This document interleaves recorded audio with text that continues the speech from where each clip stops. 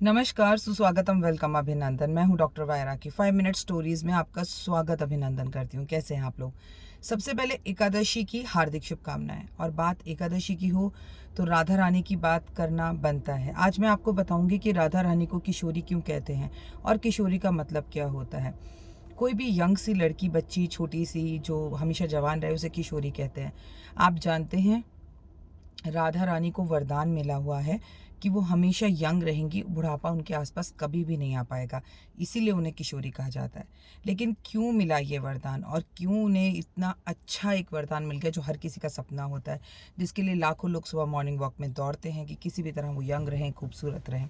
तो मैं आपको बताती हूँ, आपने अष्टवर्ग के बारे में ज़रूर सुना होगा। अच्छा, नहीं सुना? ओए होए। तो मैं अब आपको अष्टवर्ग के बारे में पहले बताती हूँ, फिर किशोरी के बारे में बताऊँगी। अष्टवर्ग एक संत के बेटे थे।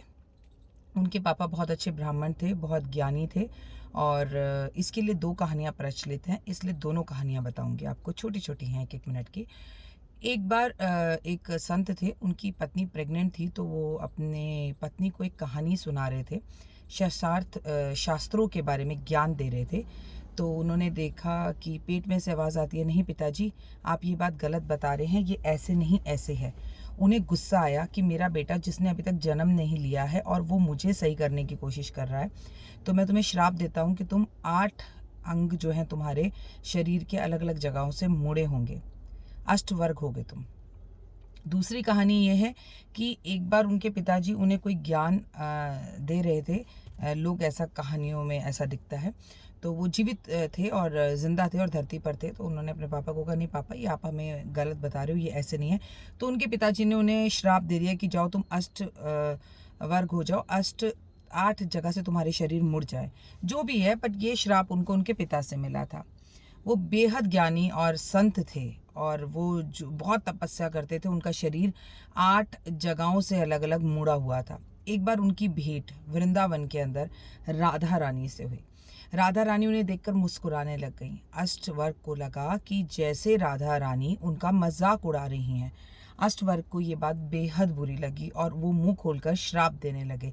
इतने में श्री कृष्ण भगवान ने उन्हें रोका और रोककर कहा, पहले जान तो लो कि राधा हंस क्यों रही है। उन्होंने राधा से पूछा, मूर्ख, क्यों हंस रही है मुझे देखकर?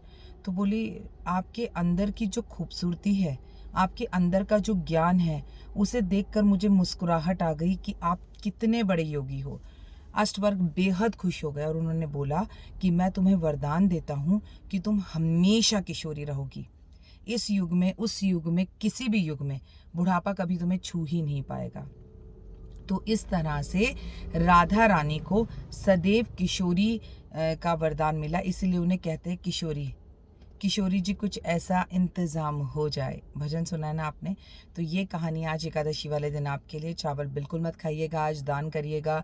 हो सकता है आपने व्रत रखे हों, व्रत अधूरा है इस एकादशी में दान किए बिना। हालांकि ये एकादशी बेटा बेटी, पुत्र पुत्री के लिए है, लेकिन मैं आपसे एक बात कहूँगी, हमें बच्चे भले ही हो गए हों, लेकिन हम बच्चों का अच्छा फ्यूचर भी तो चाहते हैं ना।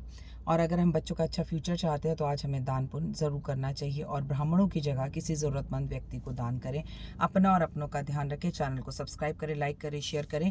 और आज एकादशी से जुड़ी हुई मेरी वीडियो जाकर दूसरे चैनल पर ज़रूर देखें, जिसमें मैंने एकादशी से जुड़े कुछ खास उपाय बताए हैं। I love you guys.